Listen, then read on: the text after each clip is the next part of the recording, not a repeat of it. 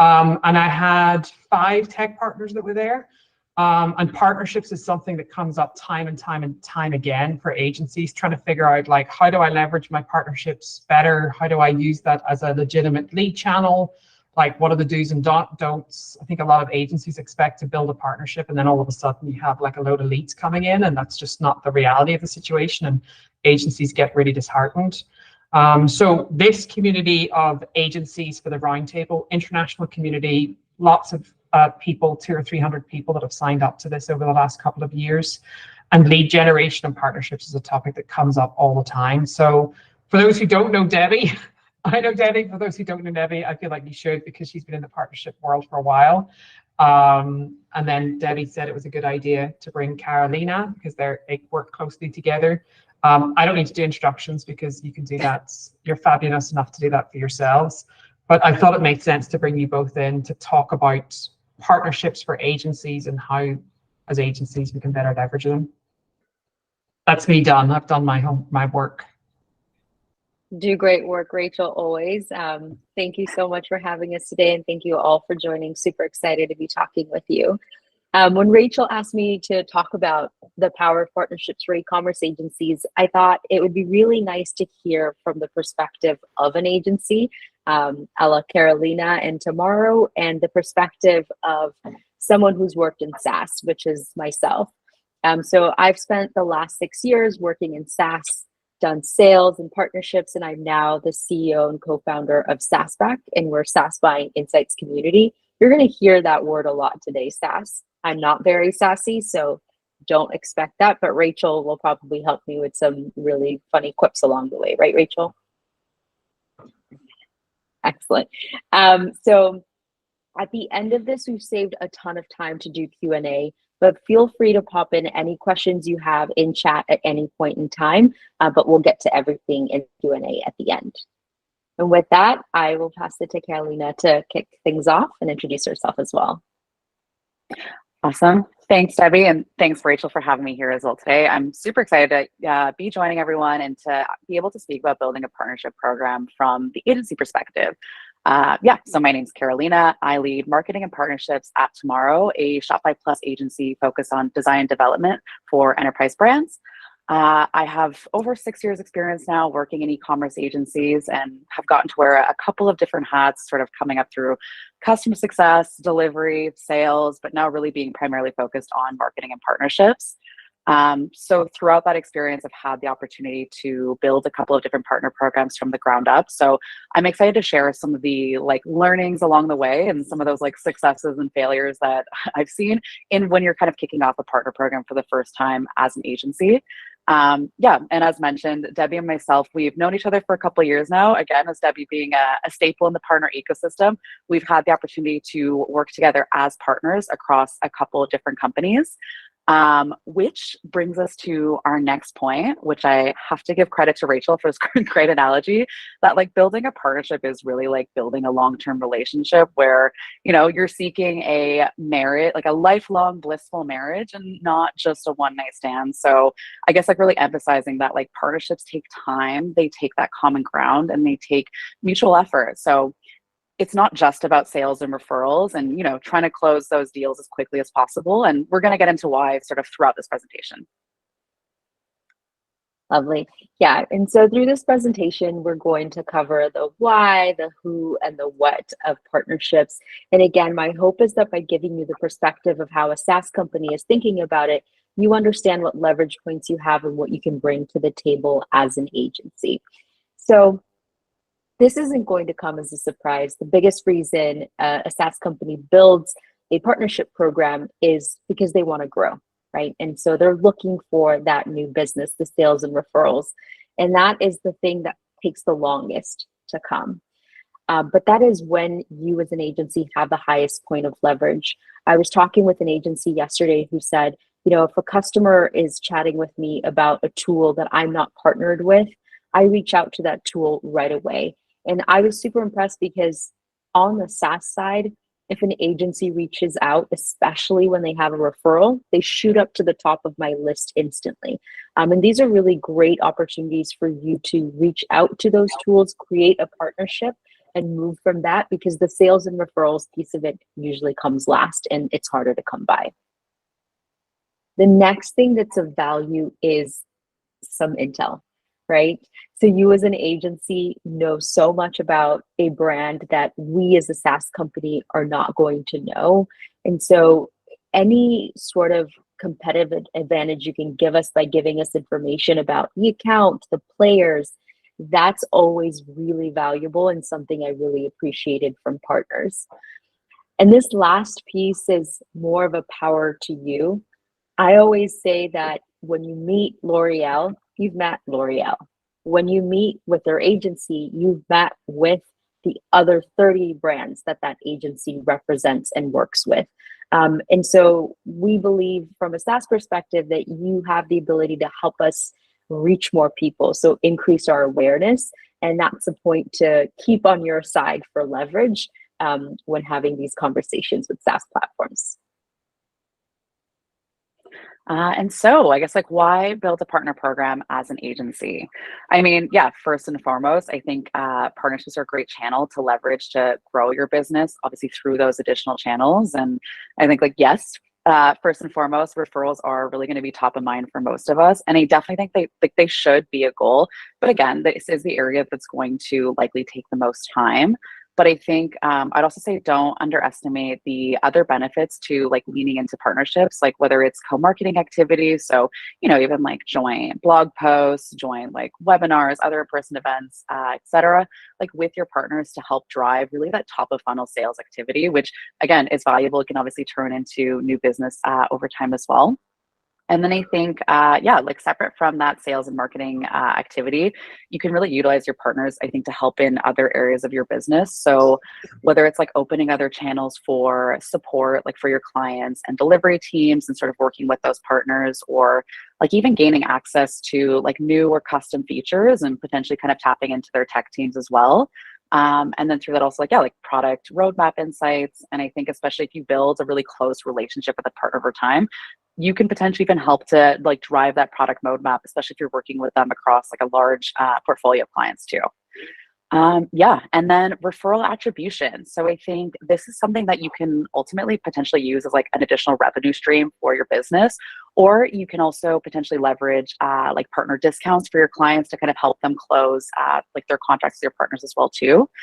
And I think sort of like the financial compensation piece aside, just like that attribution tracking in general is really good to like leverage and use as a tool potentially like over time to actually drive those referrals like back to your business and like unlock further partnership opportunities. Because again, I think it just shows like you as the agency, like your commitment, you kind of can really point to something in terms of like, hey, look at the business and look at kind of what we've brought to you.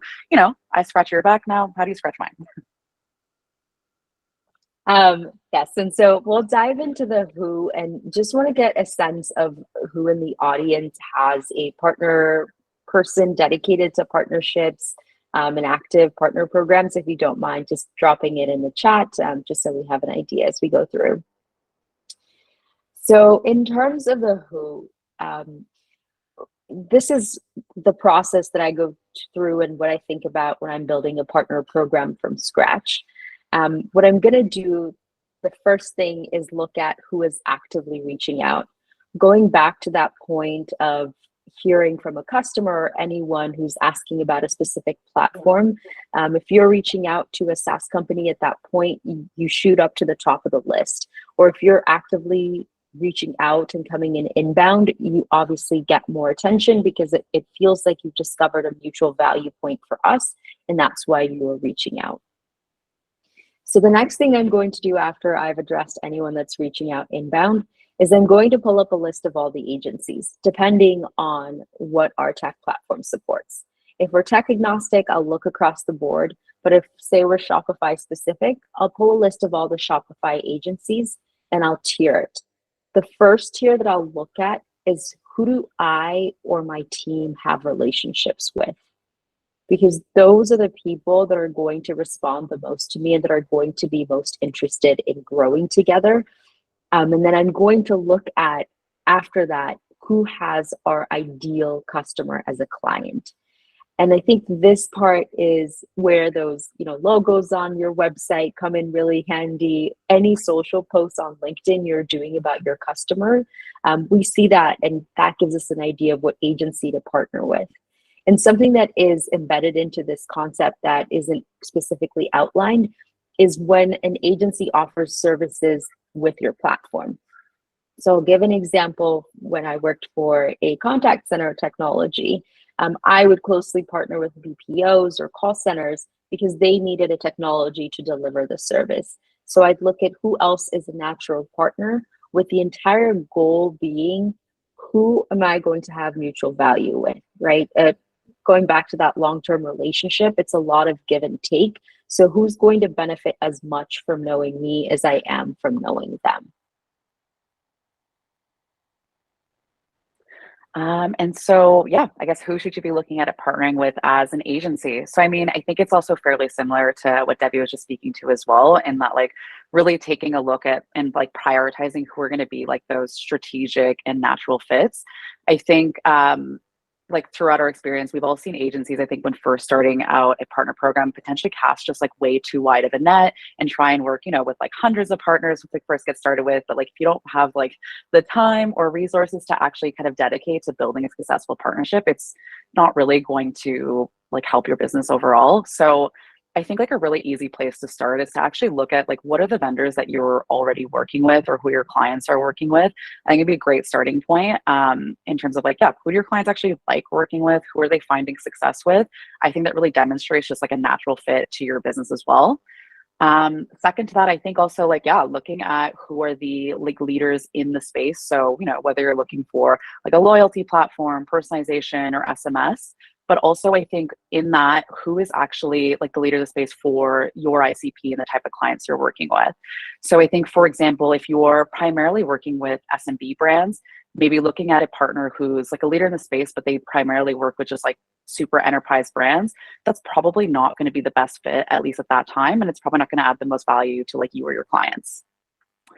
I think past that, once you've kind of like identified maybe some of those like early parties you want to start a partnership with, I think looking at like, what else does the partner bring to the table? So like, for example, are you both actively leaning into this partnership? Are you able to leverage their network like through co-marketing activities? Are they also helping like your team and your clients open additional doors like for like support channels?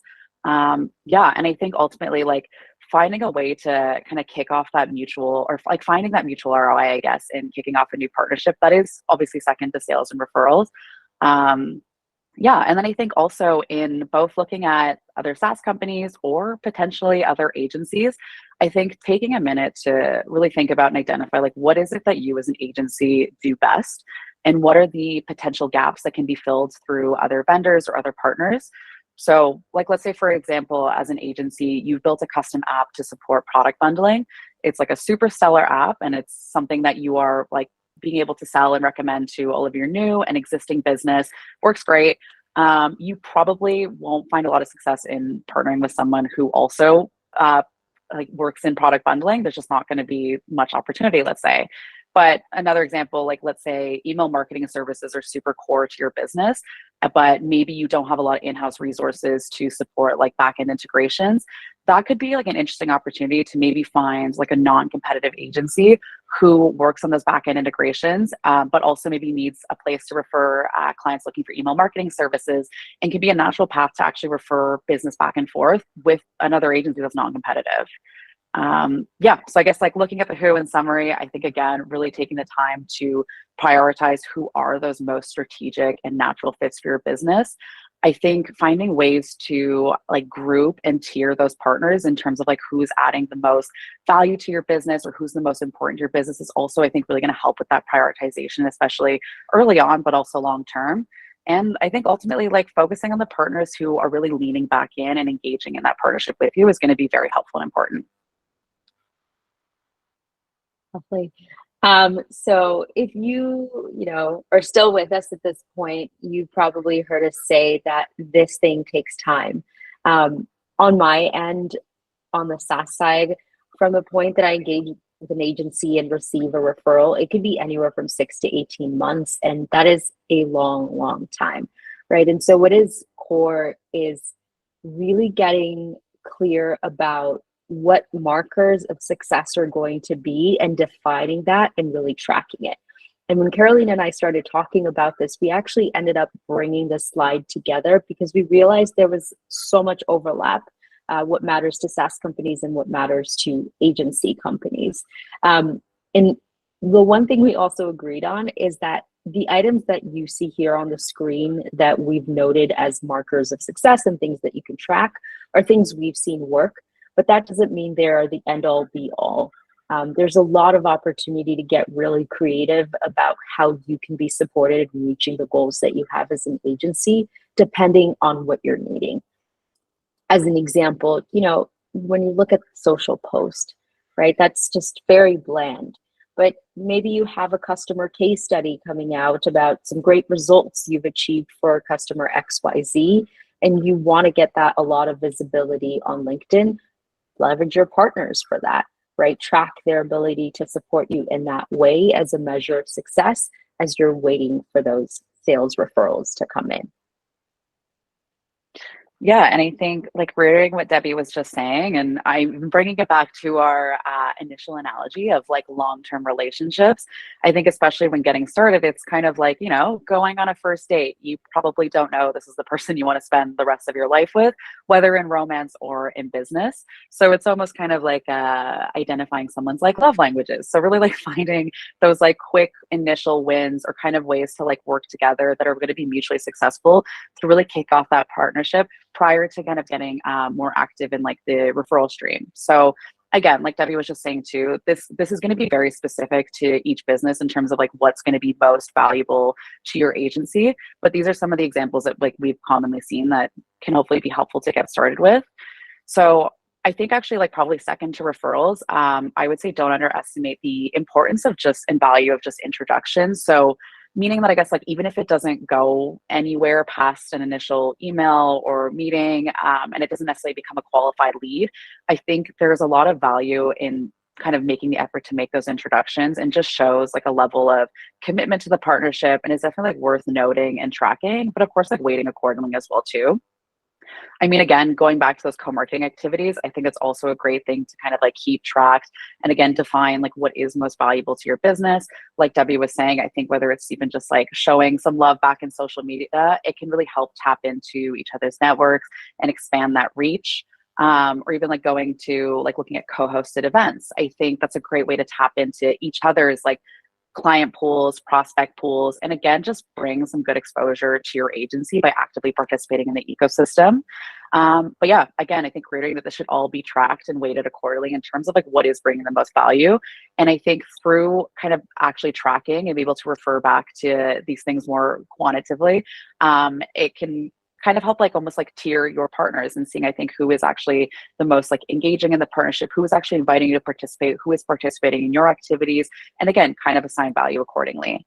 Yeah, and then lastly, I actually think something interesting to note is like looking at and sort of tracking partnership tiers or obviously like awards and recognition.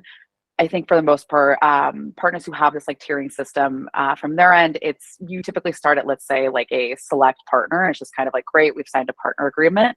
But if you can then kind of point to or show like, look, we've now reached like a super elite tier, whatever they want to call it. Again, that kind of really helps to emphasize that the level of commitment, the level of collaboration that you've put into this partnership, and I think is a good thing to point to as well. And again, I think these things also just help with like general exposure. They're a good marketing tool to lean into, and again, just kind of like shows that participation as well.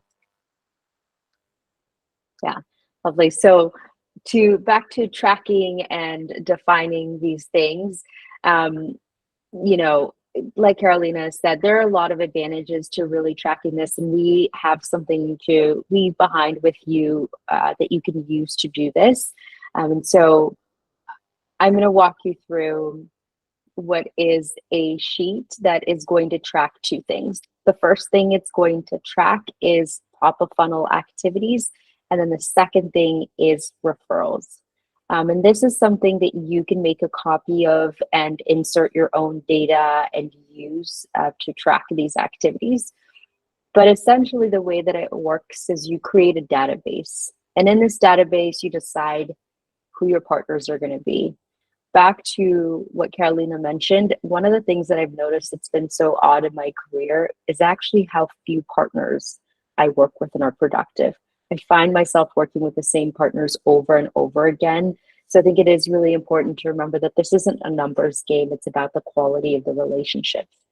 And then think about the activity types that are going to be valuable for your agency. Where is it that you can really use support? Are you looking for more social visibility or recognition? Are you looking for more content or more traffic to your site? Are you looking to meet brands in person and leverage that sort of face-to-face time to bring in new customers? Whatever that is an activity type that you want to hold your customers or your partners to, you add it here. And you can assign levels of priority for the specific activity. And then choose how you want to define your statuses. All of these things can be added and deleted. You can customize them to make them your own so that it makes sense for your agency. That database fuels this form. So everything you're seeing on the dropdown is coming from the things that I inserted into the database. So I put this in ahead of time because I do that thing when I'm typing on a call where I spell everything wrong and wanted to spare you all from that. And so this is me engaging with my partner, Gorgeous, and we've decided that they've sent over a referral of Supergroup. So I've selected them as the partner. There's automatically a weight assigned to referrals that's specific to me and my company. It's a high priority. The activity type is here. I put the status and the date when they referred it and some notes about the specific person and the company they referred.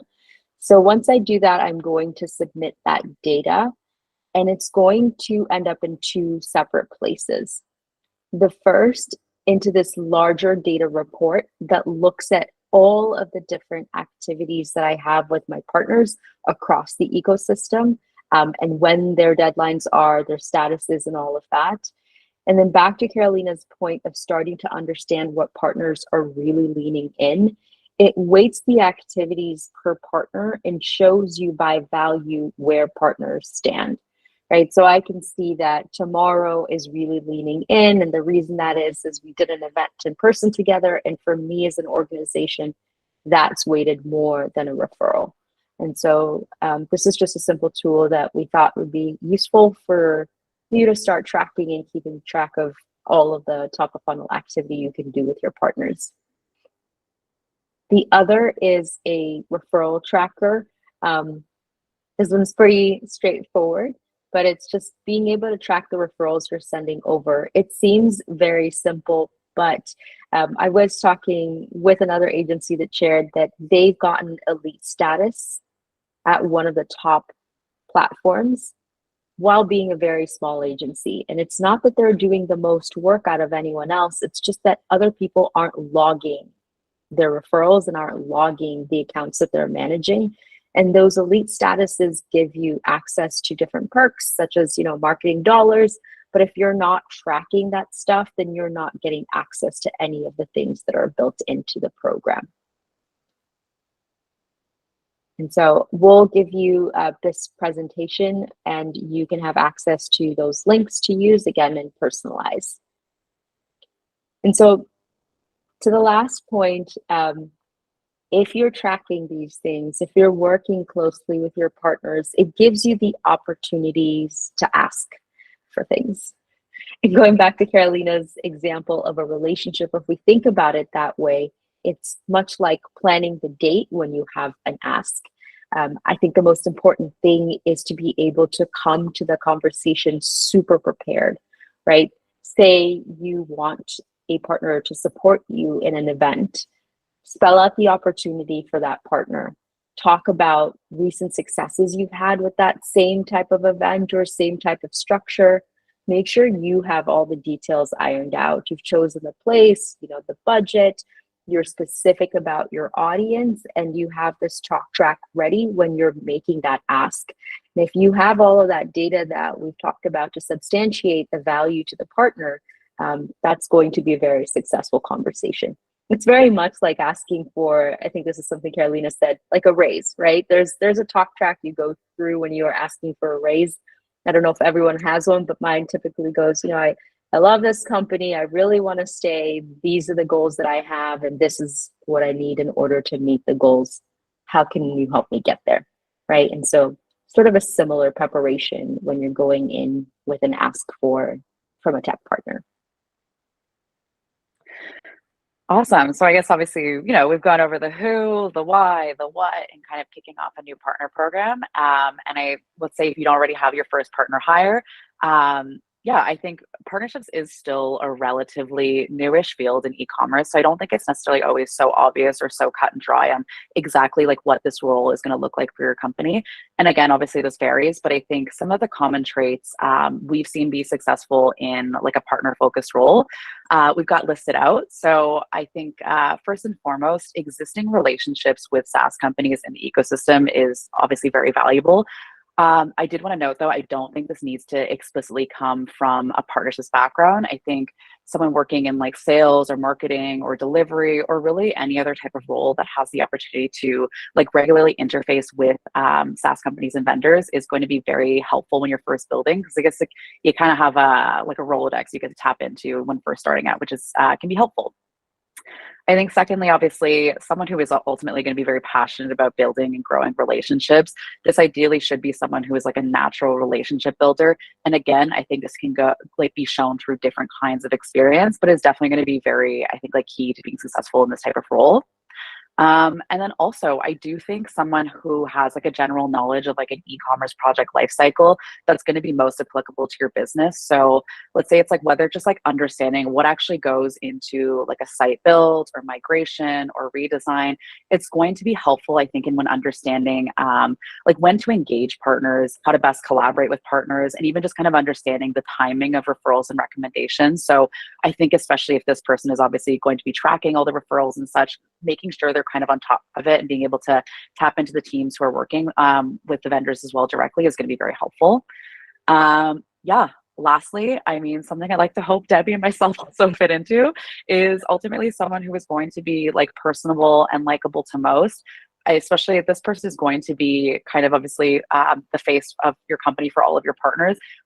We hope this would be someone who's going to be easy to work with. I think someone your partners can easily build trust with and are ultimately just going to enjoy working with long term.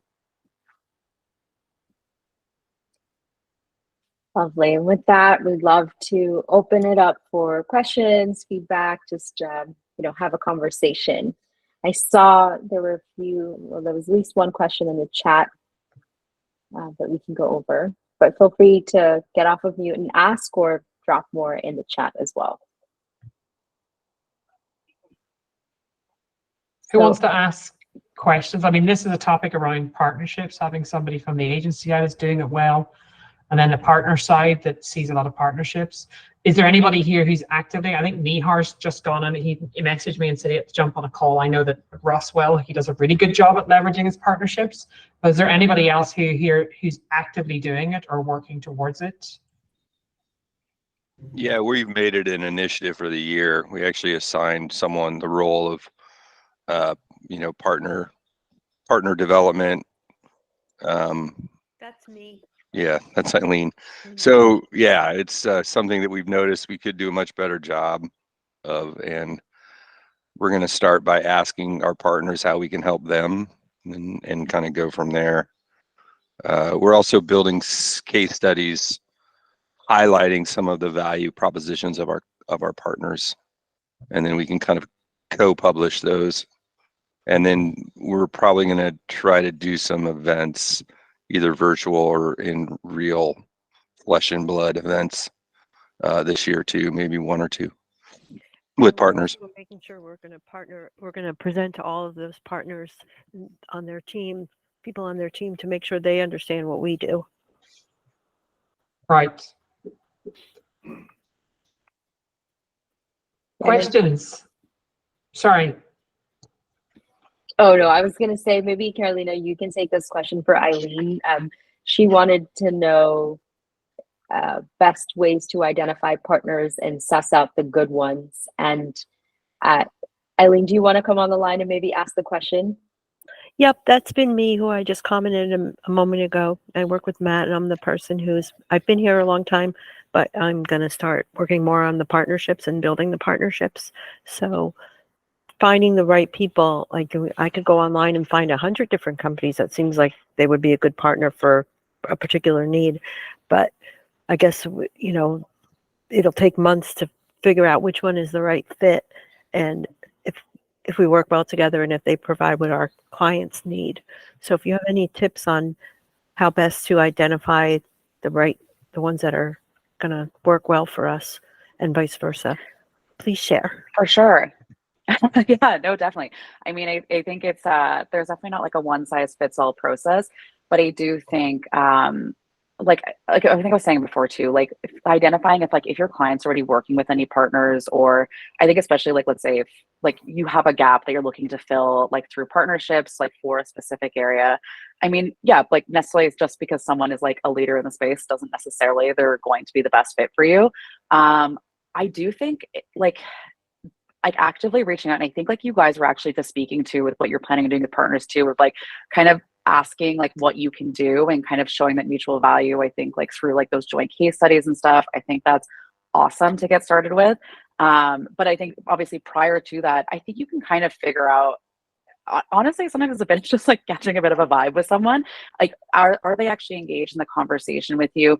Are they also trying to kind of like see, okay, like how can they help you? Like, I really do think partnerships very different to sales is kind of like finding it's much more mutual. Like ideally these are partners who are going to like lean in, and it is like kind of like that, like I scratch your back, you scratch mine. I think that can be helpful. But again, I think also getting feedback, whether just sort of other people in the ecosystem, whether you obviously have friends or contacts at like other agencies or like through your clients as well too, of like who they actually enjoy working with. Sometimes that can be an easy route to kind of like get introduced to someone as well, who again, if there's those existing relationships, it's so much easier to leverage kind of the right person. I think they have a bit more background on you and kind of like get that ball rolling. So yeah, I think that could be an interesting avenue too, of like really existing those or leveraging those existing relationships, I should say. Yeah, and I would say also existing communities, like the e-commerce partners channel, asking there, like if you're looking to specifically plug a hole in a specific category, saying who's the best person to work with in this space, just because all the people in that channel are very partner friendly and understand how partnership works, and they're likely to guide you in the direction of someone who has that reciprocity. Yeah, we're interviewing partners right now for certain marketing functions that we may need help with. So I'll keep in mind what you're saying as we talk to them. Thank you. I think we saw a couple of hands go up. I don't know always know how that works in Google. Questions? Yeah. Ross, I just wanted to ask you, you said the concept of not focusing on number of partners resonates with me. I guess you've learned that the hard way, because I think that this is something that agencies do a lot, is this spray and pray method. I'm going to partner with every single tech company that reaches out to me because it's going to increase my chances of getting more leads. And the reality is it doesn't happen. Yeah, and another thing I've learned the hard way also is chasing the big names. It's easy to go after the most successful companies in this space, whether agency or tech side. But as you can imagine, that's what every single person is going to do. And so if you follow a strategy that everyone is following, your likelihood of being successful is very low.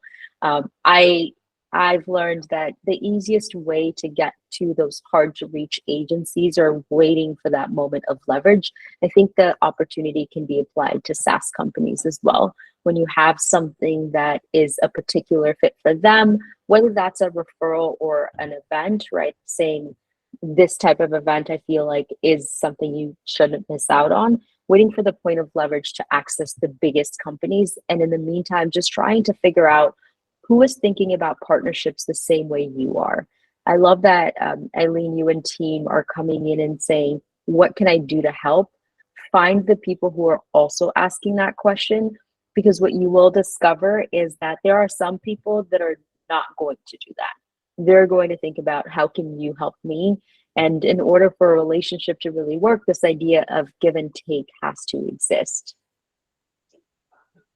Yeah, and I think like to that, as you guys were speaking as well too, like timing can also be a part of it. Where I think it's also not a perfect formula of like, again, like I've had partnerships kind of come out of nowhere and like hit the ground running so fast. But sometimes because for me as the agency, I came and I was like, ooh, we have a client who like really needs like X service kind of like right now. Can we get the ball rolling? And I mean, that obviously really helps in those scenarios, but like that's super fast track things. With actually in this example, it was like a partner I was having trouble, even though I as the agency was outreaching and be like, hey, I want to partner with you. Like, let's work together. And I kind of wasn't getting anywhere. Kind of was like, it just kind of happened right time, right place.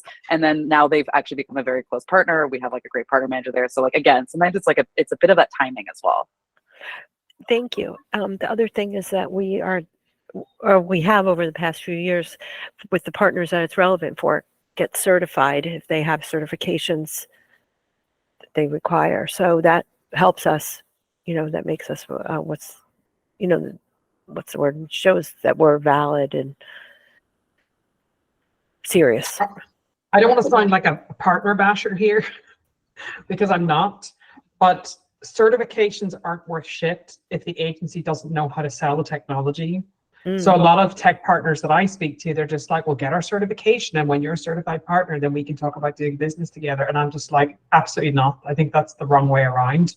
Because in often cases, the people that's selling the solution and the people that are implementing the solution are two different people. So for me, I always say to tech companies, if you can educate your agencies on how to sell and position the solution, the education piece and the like doing the certification, that will all come after, because ultimately you want an agency that's bought in to your technology that fits in as part of their recommended tech stack or recommendations as an agency.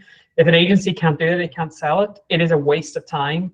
So that's number one. Yeah, I think we've done that. We've done that, is that we've gotten the certification after we've worked with the technology and see how it's going to help our clients. Then we go for the certification. Right. We don't go for the certification first. No, but it's what partners push, right? It's for most partner managers. Debbie, I don't want to speak for you, but I think that that's one of the things. It's like a box ticking exercise. So that's my first gripe. My second gripe is the fucking lunch and learns. Like, they're just so brain-numbingly boring. It's just a big fat sales pitch. And the lunch and learns, like if there's a way to make those better or do it differently. Because at the end of the day, most of the people that you're doing the lunch and learn to, you're kind of trying to demonstrate the tool, the technology, and they're not a sales team on behalf of your technology. I think like a point that you made earlier, Carolina, it's a vibe check. Like I went, Matt was there actually. We did the workshop in Mexico, and having a group of people actually together in person where you can eat and drink and party and do fun stuff. That's really what it comes down to, because then just like Ross, you said in the chat where you name dropped Roddy. Roddy could make it to Mexico because he's broke his leg in 3 places because he's an idiot. But anybody who knows Roddy he's at Rewind now, but he was at Bentley for years. Anybody knows Roddy, he's just like an amazing person. He came to Gran Canaria to meet up that I did last year, and he was doing the flying squirrel. I didn't even know that was a thing, off the back of a catamaran into the middle of the Atlantic Ocean. That is a sight to behold. That really is something where dreams and nightmares come true. But people want to work with Rewind because Roddy is there. Like, people want to work with these companies because that person has gone there. And there's a lot to be said for, I think Carol, she just dropped off, but we did the agency panel at the workshop a few weeks ago, and one of the things that Carol said from CodeSpace is that she has followed partner managers in every company they've gone to, and as they've continued to grow as a partner manager, she's gone with them because she has a relationship with them, not necessarily about the solution. Now, of course, if the solution is shit, she's not going to be recommending it. But if they're good partner managers, they're going to go to good companies, and then good agencies are then going to go with them. So it takes time. And for me, I think that's the big difference with partnerships. It's less transactional. It is sales. At the end of the day, it is an exercise in sales. Yeah. Ross, oh, sorry, go ahead. Oh, I was gonna say that's such a good point. I had a quick thing I want to say about lunch and learns because this is definitely gonna come up for every single agency. One thing I found has helped if I'm gonna drag our team into it is I kind of will not do a lunch and learn if they're not comping lunch, quite frankly. If I'm gonna ask people to sit through that, I mean, you kind of deserve something, and most will do that. Also, though, I've actually found most productive is kind of working, let's say, with our delivery team or customer success team in kind of driving the agenda for that lunch and learn. So it's not just like a here's our platform, here's why we're great. Like none of us really want to sit through that, quite frankly. Again, no offense to SaaS companies, but like kind of even going in with like, hey, we have very specific questions of like, oh, how do you work on X feature? Like, what is this new thing you guys are working on? Or like whatever else is going to be most productive. I find that can help them become a little less of a drain on just everyone's time. Well, I guess I have to say something now because everyone has said so much that I should respond to. It's true, the metrics, and this is something that I've talked with agency partners over the years. They've been really frank. They're like, Debbie, we know that at SaaS companies, you're getting measured on the number of calls you have with me, the touch points, the signing of agreements that have to go through legal, the lunch and learns. All of those are like, things that they're weighted on. These are their markers of success that they're held to internally. But for an agency partner, these are very expensive because you're spending, you have a delivery team that's spending time on a lunch and learn call. And so you do have to think about those things being mismatched, which is why I think it's so important for you to come to the table when you meet with a partner with the definition of how you define success and what you're looking for from that relationship and set the tone. Similar to what Carolina and Tomorrow are doing in terms of driving the agenda of the lunch and learn, drive the metrics that are important to you and the metrics that the partner has to hit before the lunch and learn. If you say to me, like, we can't do a lunch and learn until I see you have 10,000 followers on LinkedIn. If you, do a social post for us and share this customer case study, then, I know the terms and conditions of working with you. So that's all I would say. It is in your power because we are looking to leverage your network of customers to drive that relationship. And I saw 2 hands up and 1 went down. Tara, did you have a question still? And I saw Ross as well. Yeah, I didn't really have a question, but I just wanted to say thank you so much. You've been in my network for quite a few years, and you've sent me so many great referrals, and I'm just so happy to be here with you right now, seeing this presentation, because it brings you top of mind to me, and I haven't been able to repay those referrals, but I think everything that you and Carolina went over today gives really great structure and ideas on how to make a mutually beneficial relationship. So thank you. We appreciate you. And again, this is a lifelong marriage. So whenever, there's support given in either direction, it's never a matter of repaying it. And every single step, someone's able to help in a different way. I see the way that you support me socially on LinkedIn, and I appreciate those things, and they don't go unnoticed. So just wanted to share that as well. But if you don't support the other party for too long, then you'll end up in counseling, and that will not be fun. None of us know this from personal experience. I was going to say, taking it full circle. Sorry, I know Ross raised his hand. I was just going to say, on my side, partnering with the right partners has also been a credential builder. Like I help brands on Amazon, and so we have like an ad tech partner that I believe a lot in. They have a great analytics platform, and there was someone that I had a in-person meeting with at Shop Talk, and just knowing that we use the same. We both use the same ad tech partner. He was like, I wouldn't work with anyone who didn't utilize this ad tech partner. Now, of course, if someone was like that, you're going to potentially get taken out of other opportunities. But for me, like, I trust this tech partner. So it was an opportunity to have somewhat of a layup and credibility in that sense. So that was just one thing I was going to add.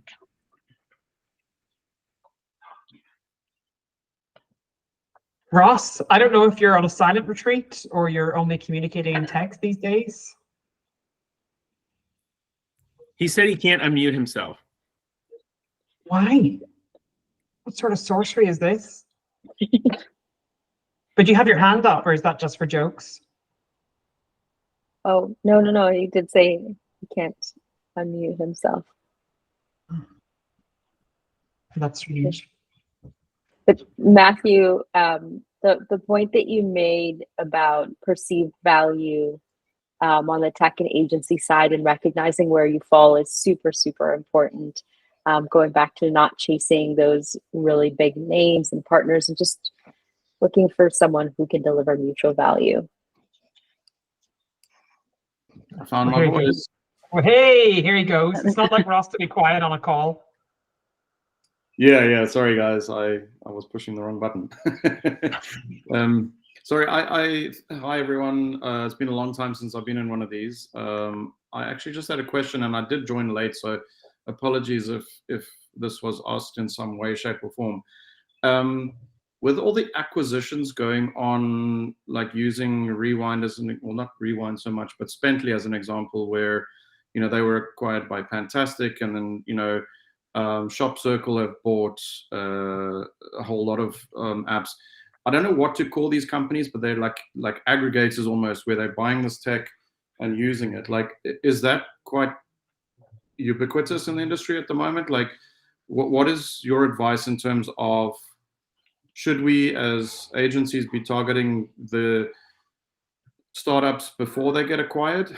Because I've noticed that once they do become acquired, things change and people leave. And yeah, I mean, like, one of our biggest partners was Out of the Sandbox, which got acquired by Pixel Union, who then we've got a partnership with both. They kind of kept the brand somewhat separate, but things have really tapered off there. So I don't know if you've got any advice around that, like the life cycle of the SaaS business, because a lot of these entrepreneurs or founders go in with the intention of building a SaaS business and then selling it, and then maybe starting another one or retiring if they sell it for enough, I don't know if you've got any views on that or advice.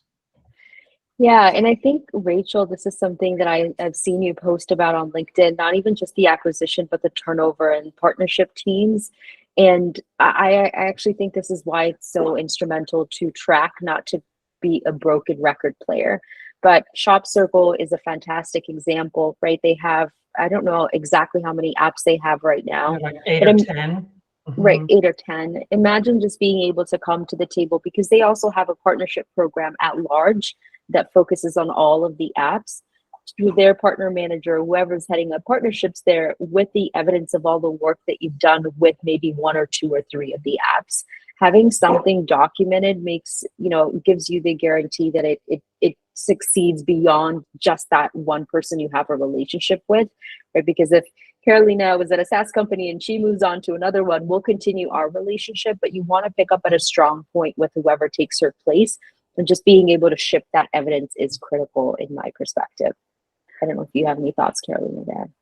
No, I totally agree. And I think kind of like having gone through that firsthand, like whenever I met with like a new partner manager at whoever I'm working with, I almost kind of will definitely come prepared with that, my notes, and almost kind of have a bit of like a retro in terms of like, hey, here's what we've done to date with whoever I was working with. Here's what's been going really well. And maybe here's what's not been going so well. And I kind of try and look at it hopefully as an opportunity where if there has been like challenges in the relationship previously, of like, let's kind of readdress it. Let's start from a clean slate. Let's move from there. But I also think the acquisition piece is interesting, because I think that's probably something we're all seeing. And I think in kind of like going back to like figuring out like who you want to partner with, I know something that I've tried to keep an eye on is like really kind of keeping an eye on, I mean, first and foremost, who is like working obviously really well with your team and like for your clients, but like just like what is actually happening in the industry. And like if is a new startup that is working really well and kind of obviously fits with the type of clients you work with, kind of like be open to obviously meeting new people, and maybe be open to kind of down tiering some of the previously close partners if like, yeah, it's not a really good relationship, maybe your clients are not super happy with them, or your team is struggling to work with them. I think kind of really continuing to like evaluate and almost kind of like re-tier your partners, let's say even like on a quarterly basis. I found that to be very helpful, because things do change, they change very quickly. And obviously like for both like your delivery teams and your clients, you want to make sure you're working with like the best in class for like your own needs and like your clients' needs. I think that's good advice. Evaluate partners on a quarterly basis. That's a note that I took. Yeah, because I do find that they sort of lose some of their sparkle when they become assimilated Yeah. by a bigger entity. So yeah, thanks. No problem. I also think with like doing that, like let's say quarterly evaluation, tapping into the other team, like other teams in your company, I find have been helpful. Of even if I have a great relationship with the partner manager, but like my tech team is like really frustrated with XYZ things, getting that feedback is going to be very helpful. And like, I mean, A, obviously addressing it, but B, obviously just kind of evaluating how good that partnership is going long term too. One thing I was going to say to Rachel as well is, I don't know, I didn't hear all of the content before I joined, but you could probably sell this recording to those agencies in terms of like what we're looking for. A little bit of a secret there for them. And then Ross gets 20% for the idea via Partner Stack. You get 20%. I get 20%. I get all the money. What do you mean? Gentian, you had your hand up. You were going to say something. Yes. Hi everyone. This is great information. First of all, thank you so much for putting this together. I've been doing this for 13 years, and I didn't have gray hair when I started doing this, as a matter of fact. But it's super, partnerships are super, super valuable, and you kind of covered everything, but I would just add that, we also have to be cautious, because I'm sure we all get bombarded with like emails, people that want to partner with us. And what that ends up being, it's like they want to piggyback off our success, if I can call it that, or the relationships, the business that we have, and they want to kind of like feed off that. It's important for partnerships to be like symbiotic, to be bi-directional, and that's how they only work. And we don't necessarily have to have 70 partners. I think someone said that have 70. Sometimes I have seen like success with having like even 2 or 3 really good partners that we refer business to them, they refer business to us, and our areas of expertise kind of like work well together, like that. We don't compete, but we complement each other. So we just need to pick a few and good partners, like to get like the core of the business, to get a decent amount of business. And then I know Klaviyo and this and that and all the SaaS platforms, yes, they provide like a 15-20% perpetual commission. That's good, but like that is just to keep the door, to pay the lights. I consider that money, and sometimes I don't even care for that. I just decline it, as long as the partner that we work with has our customers' best interest in mind, and they stand behind what they do, and they are accessible. And when we call them, when like the customer is in the red, we both work together as 2 partners to keep the customer happy, because that is the priority number 1. That's all I just said that. Thank you. Again. I love that. And this kind of goes to the question that Alex asked in chat about a bad partner. There's definitely bad partners. There are. And the interesting thing about it being a small ecosystem is that you're not the only one that knows that that partner is a bad partner. So the first thing I would say is leverage your community. The very small example, but if I'm working on an event and I want to work with the strongest partners who are going to help me get the attendance that I want, I'll ask some of my other partner friends, who is really good at this, so that I'm focusing on the people that I know that have been successful in the past and have a reputation for it. The other thing is, going back to Carolina's analogy of this being like a relationship, I think the best way, in my opinion, to safeguard yourself against what you are going to call a bad partner is to be really forward about what a bad partner is to you. For example, this is personal, but when my partner and I met, I told him being late is just that thing where I just think you're a bad partner immediately. Right. And so being forward about those things that are going to be deal breakers for you, whether it's the changing of referral fees. Gentian's talked about, customer support and customer focus, and just saying, hey, look, here are the things that I really value about a partner, and these are the things that are going to mean that this partner is not the right fit for us, and facing those concerns with them. Is this something we have to worry about with you? Makes it so that it's out there. I don't think you can completely shield yourself, but the two things you can do is talk to the community and then be forward about what it is that you would not like from a partner. I don't know if you No, have I anything. totally agree with what you were just saying, Debbie, as well too. I think you pretty much like nailed it on the head. I think from my experience, agreed. Also, I've unfortunately had to run into bad partners. I do think being very transparent, like laying that groundwork, is probably the best and most important thing to do. I mean, also like with partnerships, especially if there's like referral fees involved and stuff like that. I mean, again, it's never going to be perfect, but make sure you have partnership agreements in place. If the partner doesn't, you can also kind of draft your own as well too. Just have those in place. Like contracts, they do help. It's not perfect, but I would recommend, especially if it's something important to you as well.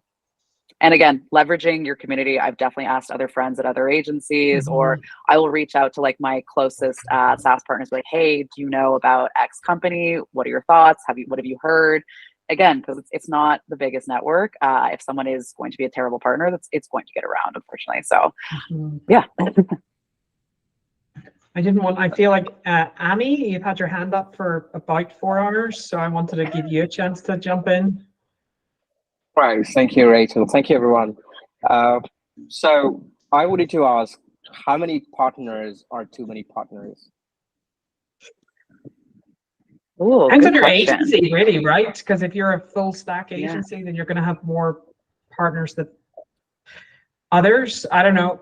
I would say from my side that I always recommend my agencies to like close partners somewhere between 5 and 8. That's what I think is a realistic number. I don't know, Carolina, from your side, what you think? No, I totally agree. Actually, I think so. Just even thinking of like how many like really close partners do like I work with at tomorrow? Honestly, it's probably 10. And kind of in the way I've tiered it is like, let's say those like 10 I meet with on a regular cadence. We have a lot of active, obviously, like things in the pipeline for like sales and clients. We have shared mutual clients. We're actively working on co-marketing activities. And then kind of everyone else, I feel like falls into almost like, if I want to have those other partners, just like, you know, you need a vendor for whatever X service that maybe is not for every project, but it's good to still have a contact there. I kind of consider those like a tier 2 or tier 3. So I have a contact there, but it's not really like an active partnership, let's say. So those contacts are still helpful, but I think just setting expectations, like, yeah, it's not a person you need to meet with weekly, monthly, or whatever else it is, but it's still good to be connected. Yeah. And I would say, you know, there's a study, I don't know if it's actually proven, that talks about how many relationships you can maintain, and it goes in a circle of 5s, right? You start with your 5 in the circle, 10, and then 15. I like to think that applies to everything, really. Even if you look at, you know, your relationships, you probably have 5 people that you're super, super duper close with, and those are your core partners you go to, and then you just allocate time based on where they fall in the ring. And give yourself the opportunity for that to change in terms of where they are priority wise, but that's how I would think about it. It's not really so much a specific number, but I would look back to it, right? Kind of like clothes. If you haven't worn it in a year, I'm a minimalist, so maybe I'm going to get kicked out for saying this, but if you haven't worn it in a year, maybe get rid of it, right? So for a partnership, it's kind of the same thing. If you haven't spoken in the last 6 months, you're not really doing much, you know, feel free to move them to an outer ring until that changes. Because everything is sort of cyclical in life. Thank you very much. Alex, you've had so many comments. Do you want to maybe jump on and share? I kind of want you to like name and shame the people who've been shit, but maybe do it offline, because I think that would be interesting. Oh, I'd love to do that sometime. Yes, sorry, I didn't want to interrupt, but yeah, we had some crazy experiences in the past. But yeah, with one of them, it was exceptionally funny, because they literally told us, so what are you gonna do? Create your own platform? And that's literally what we did. We moved all of our clients that we referred to them back to our platform. It was a search platform. We're actually doing really well in it now. But yeah, it was just a funny revenge story that we did with one of them. We've had a number of them that just changed their terms. One of the things I was just going to mention to Carolina, one thing that happens oftentimes is they put in their terms that they can change these terms, or they can update them for any moment, for any reason. And that's just what they do. They just change the terms. and there's nothing we can do about it. So they go from a perpetual referral fee to something that's 1 year or 2 year, starting from the day you referred it to us, and this is like years later, and we just lose all those referrals. So it doesn't happen with every partner. We've been widely successful with the ones that we still have, but it's just a horrible experience.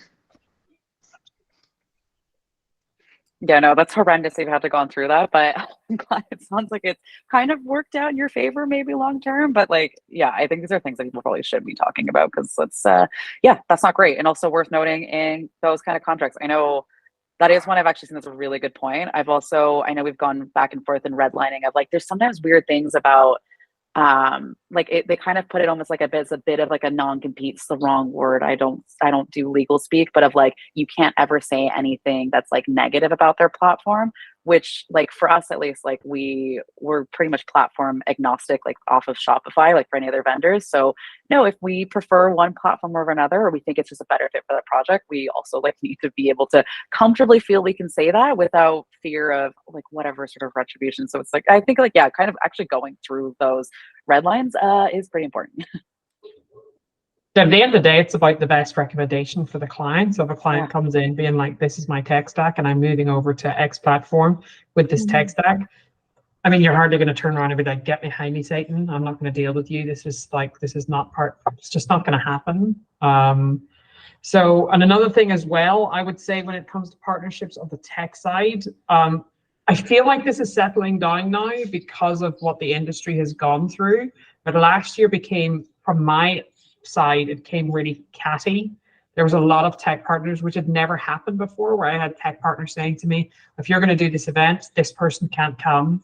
And people actually going through to me, looking at the list of invites and saying, uninvite this person, this person, this one, and this person. I don't want them at my event, at the event that I'm sponsoring with fucking 10 other people. And it started to get a little bit like that. And the first few times I accommodated, and then after a while I was like, actually no, because this is my event and you're just like a 10th or an 8th or a 5th of a sponsor, but I'm bringing all of my network, so it's my decision.